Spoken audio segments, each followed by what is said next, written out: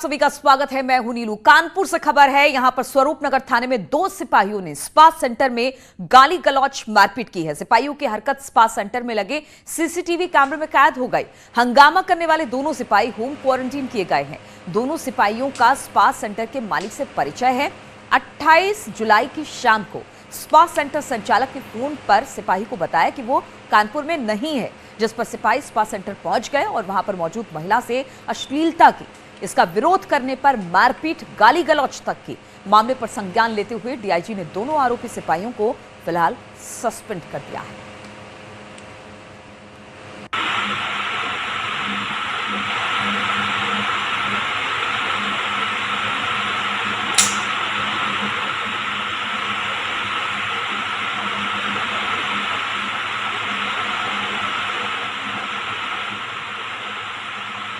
Centre में दो सिपाही घूमते हैं, बल्कि इन्हें होम क्वारंटीन किया गया था।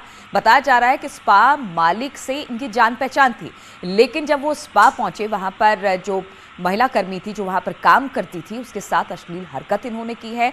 अब पूरे मामलों में दोनों सिपाहियों को तो सस्पेंड कर दिया गया है, लेकिन पुलिस की करतूत एक बार फिर से कैमरे के सामने है।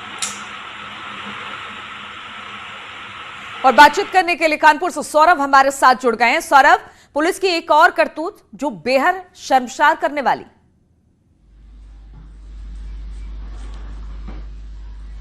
देखिए, लगातार जिस तरह खाकी पर दाग लग रहे हैं, पर्दे संजीत अपहरण में पुलिस पर दाग लगे हों, या उसके बाद कहीं पर कोरोना काल में पुलिस की बेरहमी से पिटाई के मामले हों, और एक और दाग सामने लग रहा है कि स्पा में जिस तरीके से ये घुसे हैं और महिला से अश्लील हरकत की, ये पूरा मामला सीसीटीवी में कैद हुआ। जब न्यूज 18 ने इस मामले को प्रमुखता से उठाया तो डीआईजी ने तत्काल एक्शन लिया और इस मामले में दोनों को सस्पेंड कर दिया। ये दोनों सिपाही ऑलरेडी क्वारंटीन थे, इनको काम करने का अधिकार नहीं था, फिर भी ये वहां पर क्यों गए, ये बड़ा सवाल है।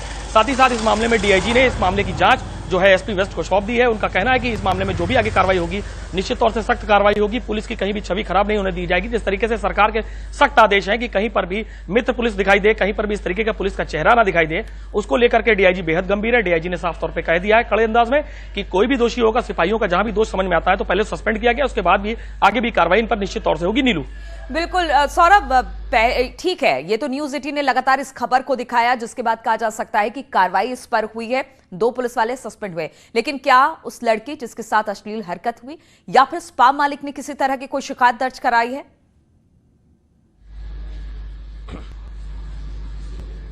देखिए, साफ तौर से वो कहीं ना कहीं बदनामी के डर से और समाज के सामने नहीं आना चाहते थे। हालांकि उन्होंने जो सीसीटीवी दिया है वो मीडिया को जरूर दिया है, उसके बाद उन्होंने कोई बात नहीं की। उनका कहना है कि उन्हें पुलिस पर भरोसा है। जिस तरीके से डीआईजी ने उनको भरोसा दिलाया कि वो निश्चित तौर से कार्रवाई करेंगे, इस मामले का प्रोपोगंडा, यानी इस मामले को ज्यादा उछाला ना जाए। चूंकि खाकी की छवि जब खराब होती है तो हर इंसान के मन में, जो दर्शक देख रहे हैं या जो आम आदमी देख रहा है, जो अखबार पढ़ रहा है, उसके मन में एक छवि बेहद खराब होती है और उसको लेकर के पूरे महकमे को छवि खराब होती है।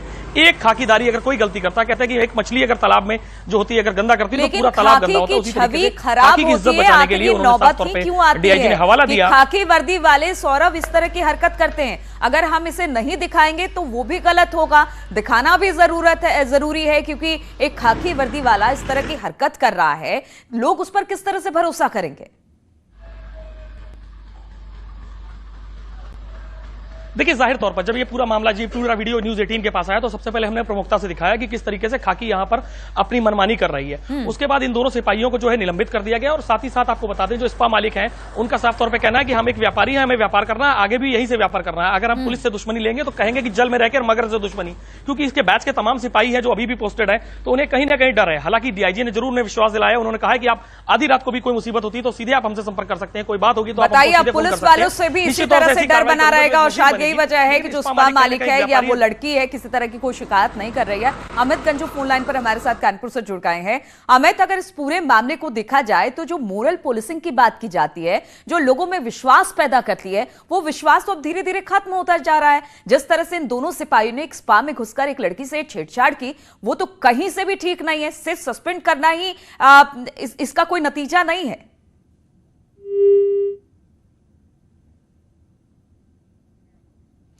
अमित गंजू से हमारी बातचीत नहीं हो रही है। सौरभ लगातार हमारे साथ जुड़े हुए हैं। सौरभ, जिस तरह से बात आप कर रहे हैं कि जो शायद स्पा मालिक है या जो लड़की है डरती है, क्या ये खौफ और ये डर पुलिस को लेकर होना चाहिए, जबकि पुलिस लोगों के लिए होती है?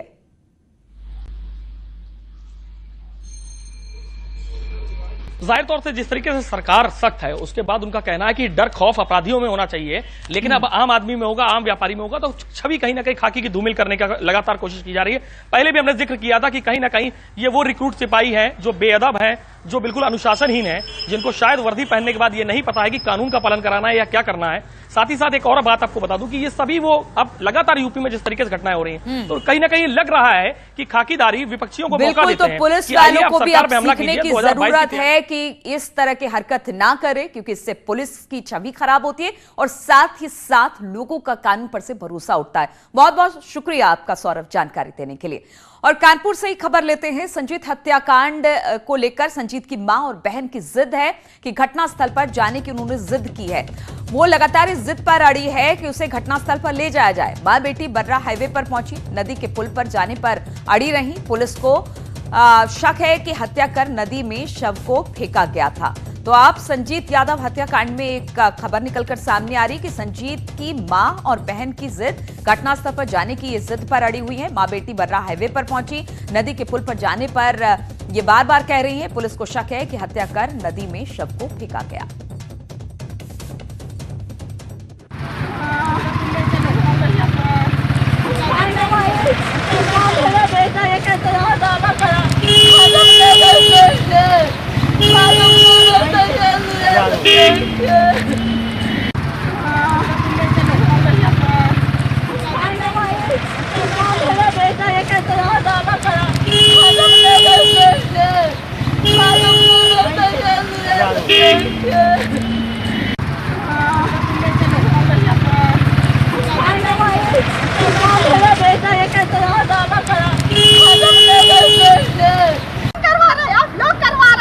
आप लोग ये बच्चा करवा रहे हो, कोई नहीं करवा रहा है। आज एक माँ के दिल से पूछो, माँ न महीना पेट में रखती कैसे रखती है। इस माँ का दर्द आप लोग नहीं समझ पाएंगे, कभी कभी नहीं समझ पाएंगे। माँ का दर्द कैसा होता है। माँ का दर्द समझते तो बातें ना तो तुम मना ना करते। ये प्रशासन नहीं मिला हुआ है क्या? राम रे, आम जनता को गुमराह करने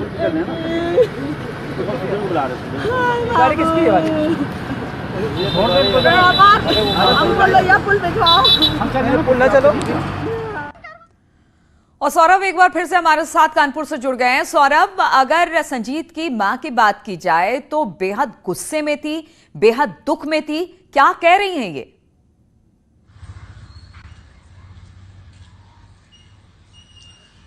उन्होंने हवाला दिया कि 9 महीने एक मां कितना कष्ट लेती है, तब एक बच्चे को जन्म देती है, और आप खाकीधारी उसकी अपहरण के बाद कुछ नहीं कर पाते हैं और उसकी हत्या हो जाती है। बेरहमी से हत्या के बाद अब हमको शव तो देख लेने दीजिए।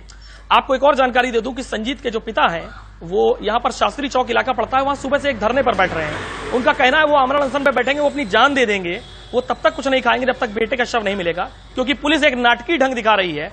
चूंकि जुडिशली में अगर बचना है तो शव को बरामद नहीं करना है, ये उनका आरोप है। हालांकि पुलिस लगातार इस शव को बरामद करने में लगी हुई है। सरकार एक्शन में है, एसपी से लेकर के जिले के कप्तान का तबादला होता है, एसपी सस्पेंड होते हैं, तमाम पुलिसकर्मी सस्पेंड होते हैं। जब इस न्यूज 18 इस पूरे मुद्दे को उठाता है तो उसकी मां न्यूज 18 से रो रो के कह रही है कि कम से कम पुलिस से इतनी मदद हमारी कराइए, कम से कम हमारे बेटे का शव बरामद कराइए, क्योंकि हमने अपना वो खो दिया है जो कभी वापस नहीं आएगा, और अब पुलिस की दबंगई कब तक झेलेंगे। वो खुद अपने शव को ढूंढने, अपने बेटे के शव को ढूंढने के लिए निकल पड़ी हैं। उन्हें नहीं मालूम है कि कैसे तैराकी करनी है, लेकिन वो अपने बेटे के लिए इतना भावुक हैं, वो उसके शव को देखने के लिए इतना भावुक हैं। सौरभ, पुलिस ने इस पर कुछ कहा, जिस तरह से वो उस पुल के पास जाने के लिए आतुर दिखाई दी कि वहां पर अपने बच्चे का शव को ढूंढेंगी, तो इस पर पुलिस का कुछ बयान आया है इस पर अभी तक?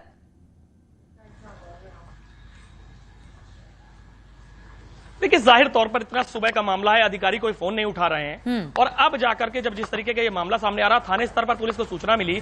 चूंकि संजीत के घर के आसपास पुलिस लगी हुई है और लोगों ने वहां पर जो सूचना दी कि इसकी मां वहां पर मौके पे जाना चाह रही है, तो उसके बाद संजीत यादव की मां जब निकली है तो पुलिस को कहीं ना कहीं सूचना मिल गई। महिला सिपाही को लिया गया और एक सिपाही को लिया गया। उनको वहां क्यों नहीं जाने दे रहा, उनका सवाल ही है। लेकिन इस पूरे सवाल पर कोई भी पुलिस अधिकारी अभी तक जवाब देने के लिए तैयार नहीं है।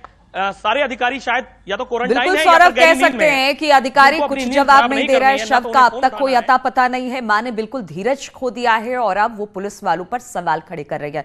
बहुत बहुत शुक्रिया आपका हमारे साथ जुड़ने के लिए। और अब बात करते हैं रक्षाबंधन पर सरकार का तोहफा मिला है। उत्तर प्रदेश सरकार ने बहनों को एक तोहफा दिया है। आज रात 12 बजे से बसों में महिलाओं को यात्रा मुफ्त मिलेगी।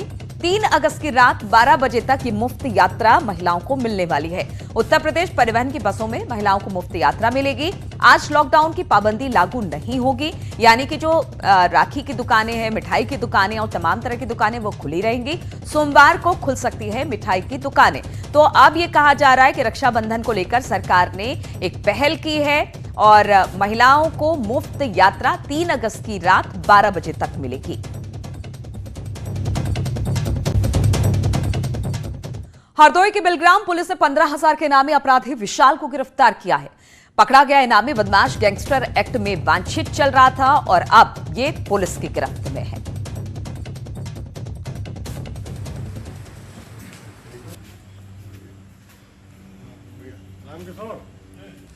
ये गैंगस्टर वहाँ का रहने वाला विशाल बलकंठ का, जिसके ऊपर गैंगस्टर का मुकदमा पंजीकृत है और ये फरार चल रहा था, जिसपे एसपी महोदय द्वारा 15,000 रुपये का इनाम घोषित किया गया था। आज बिलग्राम पुलिस ने इसको गिरफ्तार किया है और इसको जेल भेजा जा रहा है। और कानपुर देहात में आवारा मवेशियों का आतंक लगातार जारी है। ताजा मामला मकरंदपुर का है। यहां पर एक सांड के हमले में एक किसान और उनके साथियों पर हमला कर दिया, जिसमें एक की मौत हो गई जबकि 2 अन्य घायल हो गए हैं। दोनों घायलों को इलाज के लिए अस्पताल में भर्ती करा दिया गया है।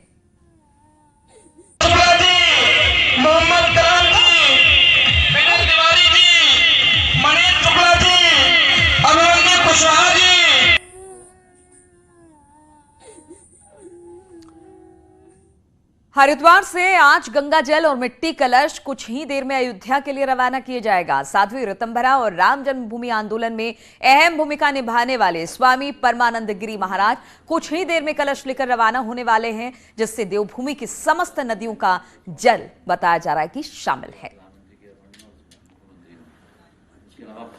कोई भी हो जिसके पास है अच्छे काम में लगाना चाहिए, बहुत अच्छा काम छूट जाएगा यही। बहुत अच्छा काम किया। और 5 अगस्त को होने वाले अयोध्या राम भूमि के पूजन के लिए भरत को की जो जन्मस्थली है कण्वाश्रम की मिट्टी और पवित्र मालिनी नदी का जल भी भेजा जा रहा है। विश्व हिंदू परिषद के कार्यकर्ता शनिवार को जल और मिट्टी को लेकर हरिद्वार आए और आज हरिद्वार से जल और मिट्टी को अयोध्या के लिए रवाना किया जाएगा।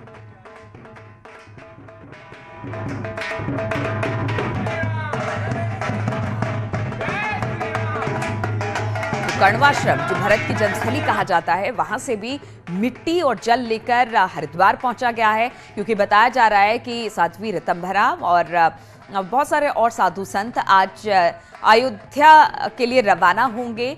और इसी पर बातचीत करने के लिए सुनील पाल हरिद्वार से हमारे साथ जुड़े हैं। सुनील, हरिद्वार से आज जल और मिट्टी अयोध्या के लिए रवाना की जाएगी। कहां कहां की ये जल मिट्टी है जो कि आज पहुंचेगी अयोध्या और कौन इसे लेकर पहुंच रहा है अयोध्या?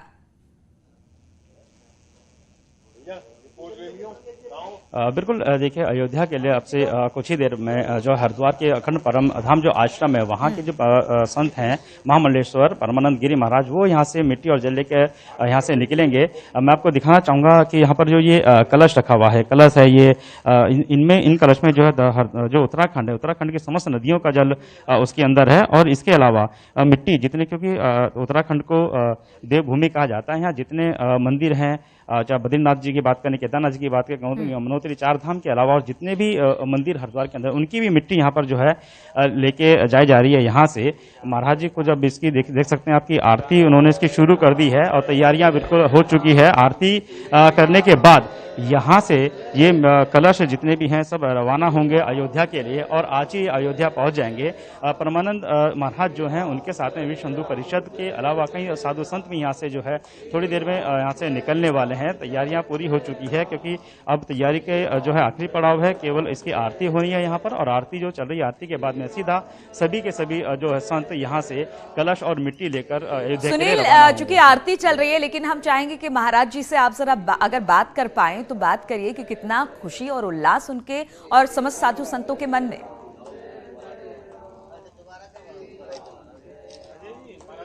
बिल्कुल, देखिए मैं प्रयास करता हूँ क्योंकि आरती है, आरती के समय पे अगर थोड़ा मुश्किल आता है, लेकिन फिर मैं प्रयास करता हूँ कि महाराज जी किस तरीके से महाराज जी क्या कहेंगे जिस तरीके से आज मिट्टी और जल यहाँ से आप लेके जा रहे हैं, कितनी खुशी आपके अंदर है, क्योंकि आंदोलन में काफी अहम भूमिका आपकी रही। वो नाप के बाहर खुशी है उसको नाप नहीं पाएंगे, लेकिन इससे ज्यादा प्रसन्नता और क्या होगी।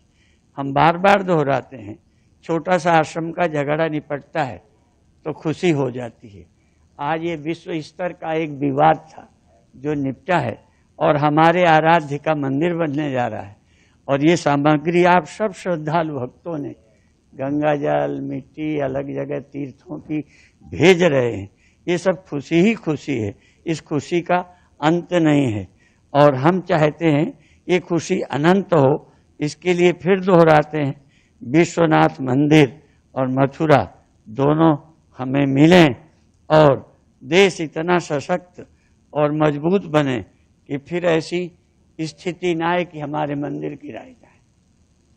क्या लगता है महाराज जी, अब राम मंदिर के बाद दूसरा एक आंदोलन मथुरा और काशी वो बिना हम किसी निर्णय के नहीं कहते, क्योंकि हमें गप मारने की आदत नहीं है। ठीक है सुनील, इच्छा हमारी परमानंद है, गिरी महाराज साबिती जी है, का मानना बाकी है कि मथुरा को भी लेकर आप कुछ इस पर सोच जाए। और ब्रेक के बाद हरदोई से खबर है, यहां के आरवल थाना इलाके में मामूली विवाद में दो पक्षों में खूनी संघर्ष हो गया, जिसमें एक युवक की मौत हो गई जबकि 4 लोग इसमें घायल हो गए हैं। पुलिस ने शव को कब्जे में लेकर पोस्टमार्टम के लिए भेजा है। फिलहाल पुलिस ने दोनों पक्षों की एफआईआर दर्ज कर ली है और हत्या के मामले में 4 लोगों को गिरफ्तार किया है। मेरे भाई को घर पे चढ़ के आके घर में मारा घुस के। आज सुबह सब लोग तैयारी करके रखे थे और हम लोगों को चढ़ के घर में, हम शाम को घर पे आ पाए थे, हमारे लोगों को पता नहीं था। हम खुद परसों ही आए थे, हमको नहीं पता था। थाना अरवल क्षेत्र में गांव बेटा लाठी में एक ही समुदाय के 2 पक्षों में जो जन्मदिन की पार्टी मना रहे थे उसमें झगड़ा हुआ 2 पक्षों में, और दोनों पक्षों की तरफ से तहरीर लेकर अभियोग पंजीकृत कर दिया गया है, जिसमें एक व्यक्ति की जिसका नाम विनोद है उसकी इलाज उसकी जो चोट के कारण मृत्यु हो गई है और उसका भी अभियोग पंजीकृत कर लिया गया है और 4 लोग इसमें गिरफ्तार कर लिए गए हैं। तो इन्हीं तमाम खबरों के साथ इस बुलेटिन में फिलहाल इतना ही।